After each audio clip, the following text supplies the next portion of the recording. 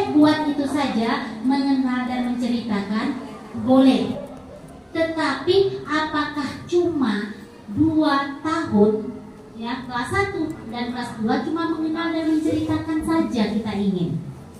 Karena ini akan dipelajari di kelas 2 dan kelas 1 di fase A. Ini fase A nih, belum dibeda-bedakan ini untuk fase A.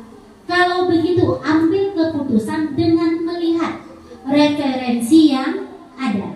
Apa saja referensi? Itu buku yang kita beli dari Kemendikbud itu, buku ya. Kemudian ada lagi tambah-tambahan, buku tambahan penunjang yaitu LKS, dan kemudian kemampuan guru dan pengalaman di tahun sebelumnya. Wah, kelas 1 itu kan biasa udah 3 tahun atau 4 tahun. Ini dulu kelas 1 ini mempelajari ini nih di Kurtilas. Tentang apa? Tentang mengenal bagian tubuh. Berarti kata mengenal ya, mengenal itu apa aja? Dia menyebutkan, apalagi menjelaskan. Jadi bisa disebutkan 1 per 1 nih, seperti ada bisa sampai 20 atau 10. Itu tergantung keputusan guru saat membuat TP. Setelah dapat kompetensinya dan kita kembangkan berdasarkan KKO, ya. Kemudian kita lihat kontennya. Apa sih kontennya?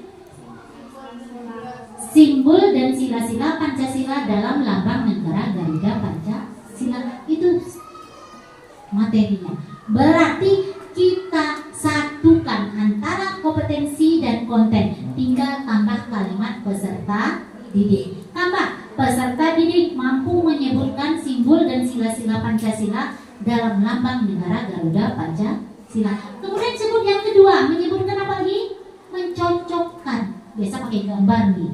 Peserta didik mampu, pakai kata mampu boleh ya. Peserta didik mampu mencocokkan simbol dan sila-sila Pancasila dalam lambang negara Garuda Pancasila. Kemudian peserta didik mampu menceritakan simbol dan sila-sila. Yang diubah apa? Cuma kata kompetensi. Kalau dihitung berapa TP-nya? 8 untuk fase A. Baru kalimat pertama. Banyak kali kelas 1 dengan kelas 2 nggak terkejar, kurangi. Menganalisis nggak bisa, kelas 1 menganalisis, kelas 2 nggak bisa, kurangi ya. Nah, kita yang akan menganalisisnya, apakah ini bisa untuk anak didik kita atau tidak. Kemudian apalagi mengidentifikasi. Nggak bisa kelas 1, nggak bisa di kelas 2 nggak juga, kita jangan pakai. Bisa dia berdiskusi, bisa kelas 2 bisa dia diskusi, kelas 1 semester 2 bisa juga pakai. Mencocokkan paling senang di kelas 1 ini gambar gitu. Mendemonstrasikan, nah ini nggak apa mendemonstrasikan, jadi mana Pancasila pertama simbolnya ini, nah, dia demonstrasikan dengan menunjukkan ya, bisa juga menunjukkan. Wah sama bu, menunjukkan menyebutkan nanti susah dengan. Jadi keputusan untuk mengambil TP itu adalah gurunya. Oke. Dan kita lanjut lagi untuk kalimat selanjutnya, yaitu peserta didik mampu mengidentifikasi dan menjelaskan hubungan antar simbol dan sila dalam lambang. Nah, kalau ini udah beda materinya. Apa beda materinya? Apa materinya di kalimat kedua? Apa kontennya atau materinya? Simbol dan sila dalam lambang.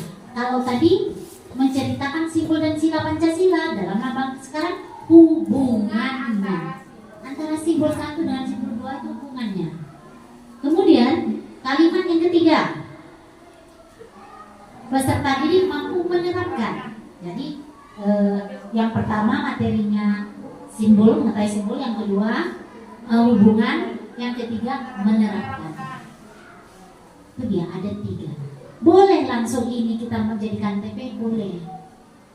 Nggak ada yang marah. Tetapi kita ingin kita juga paham apa yang kita ajarkan. Setelah ini, Bapak, ini nggak akan ketemu teman-teman. Bu, caranya berusaha para narsum itu membuat. bagaimana cara yang terbaik guru-guru paham dari awal. Ini cara pertama. Ini baru cuma kita dapat TP-TP yang ada. Jadi cara keduanya nih, ya. Cara keduanya kita sudah punya nih bagian-bagian tadi bagaimana membuat TP. Kita pindahkan ke sini, ya. Kemudian kita tentukan dia di kelas 1 atau di kelas 2. Setelah kita tentukan, maka kita masukkan ini di kelas berapa? Ini belum. Ini di kelas 4 semester 1. Kita pilih, kita masukkan capaiannya sama. Kemudian kontennya kita sudah tahu, TP-nya sudah kita pilih tadi. Kalau sudah banyak ya, misalnya